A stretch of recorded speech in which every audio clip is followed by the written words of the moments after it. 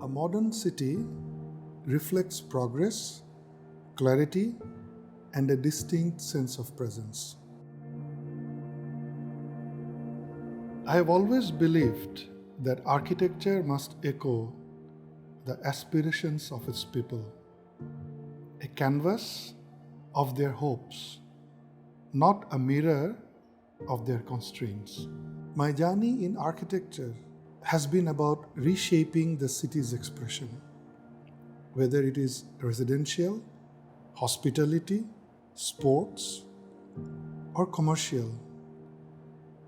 I always seek to create works that are modern, thoughtful, and place responsive, and always deeply rooted in their context.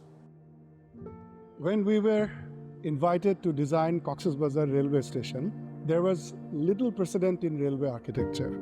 Despite a very modest budget, I couldn't think of anything short of an iconic gesture. My intention was always a space which would inspire our pride and dignity and signal what we are capable of. Bangladesh Railway, as our client, initially proposed a literal clamshell as the station's shelter. I felt such a mimicry would reduce our architecture to a mere sculpture.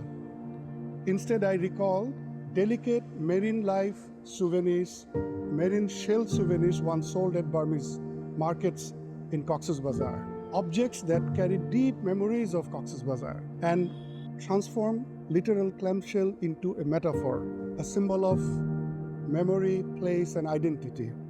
The result is what you see today, a 130 feet high mirrored canopy with a span of 550 feet from the ascending to the descending point, and with vertical supports breaking the conventional idea of symmetry with a linear spine-like oculus that floods the concourse inside with natural light. Even though the interiors did not reach our envisioned finish, still I believe the strength of our architectural statement and the clarity of form will eventually endure.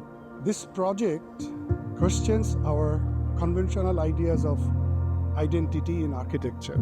Must we always draw from vernacular styles to claim our authenticity? I don't think so. I've never subscribed to the idea that our work must conform to external expectations of what our Bangladeshi architecture should look like. Rather, I always believed, and like Louis Kahn's vision for our national parliament, our architecture must reflect the aspirations of our own people, not their economic limits. And so, however modest the means, the station was conceived, designed, and I would say imagined to evoke our cultural pride, our collective pride, our dignity, a symbolism rooted in our soil, shaped by memory, driven by purpose, and ultimately open to the world.